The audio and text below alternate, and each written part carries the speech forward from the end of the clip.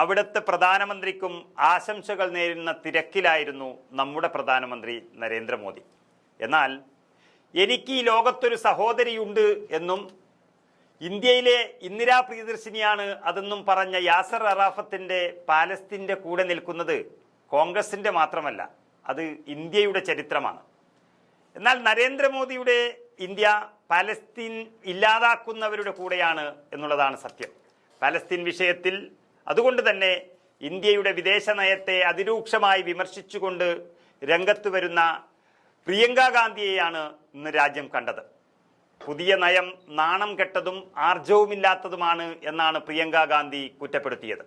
പ്രിയങ്കയുടെ നിലപാടിനെ പിന്തുണച്ചുകൊണ്ട് കോൺഗ്രസ് നേതൃത്വം മാത്രമല്ല, രാജ്യത്തെ പ്രതിപക്ഷം ഒന്നടങ്കം രംഗത്ത് വന്നു. കഴിഞ്ഞ 20 മാസമായി പാലസ്തീൻ്റെ കാര്യത്തിലെ ചരിത്രപരമായ നിലപാട് ഇന്ത്യ ഉപേക്ഷിച്ചിരിക്കുകയാണ് എന്ന അതിശക്തമായ കാര്യങ്ങളാണ് പ്രിയങ്ക ഗാന്ധി പറഞ്ഞിരിക്കുന്നത്.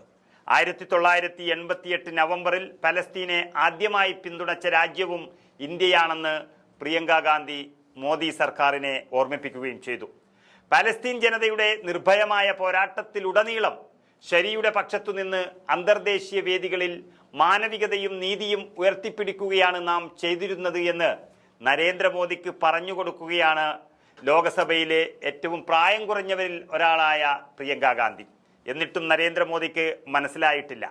അതേസമയം തന്നെയാണ് ജൂത പുതുവത്സരമായ റോഷ് ഹഷാനയുടെ വേളയിൽ ഇസ്രായേൽ പ്രധാനമന്ത്രി ബെഞ്ചമിൻ നെതന്യാഹുവിനും ഇസ്രായേൽ ജനതയ്ക്കും ലോകമെമ്പാടുമുള്ള ജൂത സമൂഹത്തിനും ആശംസകൾ നേർന്നുകൊണ്ട് പ്രധാനമന്ത്രി രംഗത്ത് വന്നത്.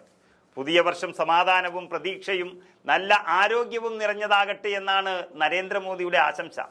എവിടെയാണ് ലോകത്ത് സമാധാനമുള്ളത് എന്ന് നോക്കണം.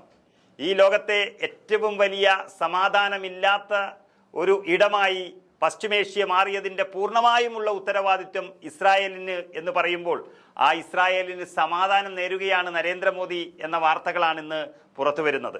മൈ ഫ്രണ്ട് എന്ന് വിശേഷിപ്പിക്കൊണ്ടാണ് നെതന്യാഹുവിന് പ്രധാനമന്ത്രി ആശംസ അറിയിച്ചിരിക്കുന്നത്.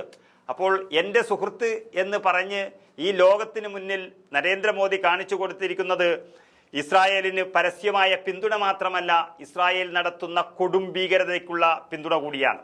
കഴിഞ്ഞ ആഴ്ച 75ാം ജന്മദിനം ആഘോഷിച്ച നരേന്ദ്രമോദിക്കും ഇങ്ങോട്ട് നെതന്യാഹു ആശംസകൾ നേർന്നിരുന്നു.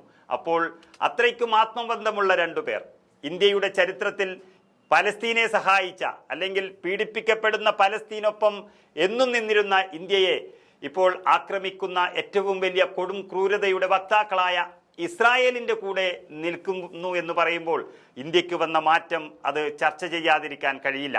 അതിനെയാണ് പ്രിയങ്ക ഗാന്ധി ഈ രാജ്യത്തിനു മുന്നിൽ തുറന്നുകാട്ടിയത്. ഈ സമയത്താണ് ഇസ്രായേൽ ഇല്ലാതാക്കാൻ നോക്കുന്ന പലസ്തീനുകാർക്ക് വേണ്ടി ഇന്ദിരയുടെ കൊച്ചുമകൾ കൊടുങ്കാറ്റായി മാറിയത്.